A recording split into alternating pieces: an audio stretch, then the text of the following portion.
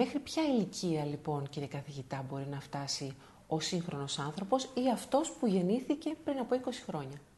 Θα σας πω. Καταρχάς, μην ξεχνάμε ότι το μέσο προσδόκιμο ζωής περίπου μέχρι τον Δεύτερο Παγκόσμιο Πόλεμο, και αναφέρομαι στον δυτικό κόσμο, γιατί ο υπόλοιπος κόσμος ακόμα είναι σε αυτά τα όρια, ήταν γύρω στα 40 με 45 χρόνια ζωής.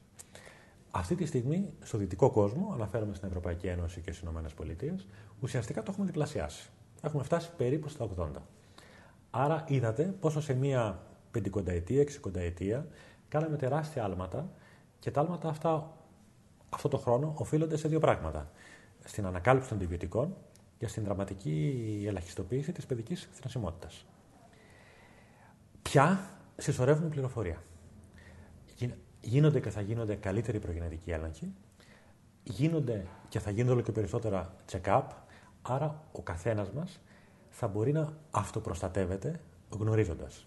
Ξέρουμε άλλωστε ότι πάντοτε για τον ίδιο πληθυσμό, την Ευρώπη και τις ΗΠΑ, ότι 1 στα 4 παιδιά που γεννήθηκαν τον 21ο αιώνα θα γίνουν αιωνόβιοι.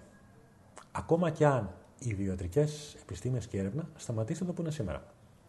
Ξέρουμε επίσης ότι το σώμα μας έχει φτιαχτεί να ζει περίπου 120 με 130 χρόνια.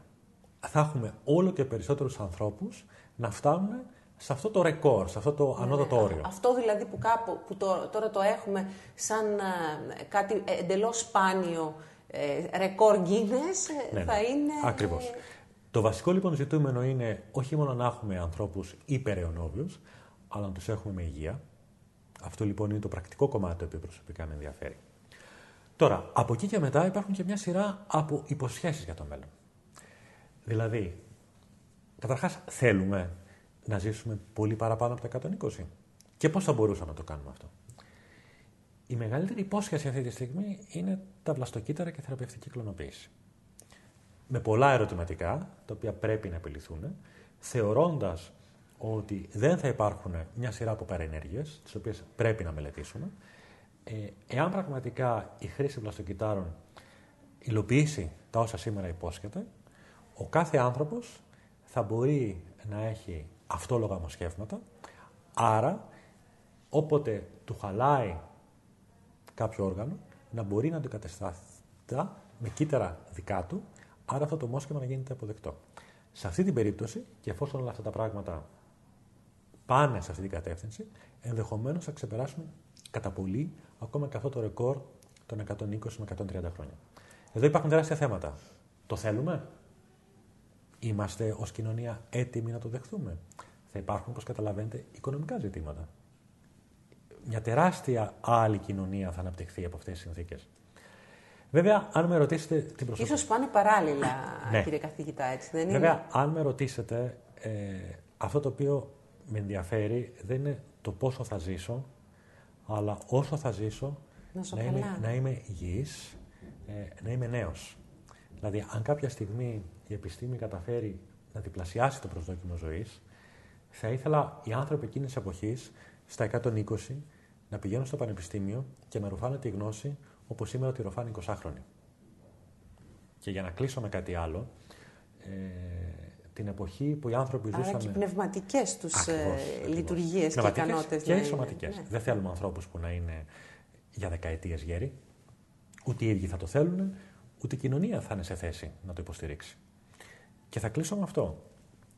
Όταν κάποτε ο μέσος όρος ζωής ήταν περίπου 40 χρόνια, δεν ήταν οι άνθρωποι κατά το ίμιση ευτυχείς επειδή δεν ζούσαν μέχρι τα 80. Άρα βλέπουμε ότι ο χρόνος που θα ζήσουμε είναι μια σχετική έννοια. Το θέμα είναι τι θα κάνουμε, πώς θα αξιοποιήσουμε το χρόνο που θα ζήσουμε.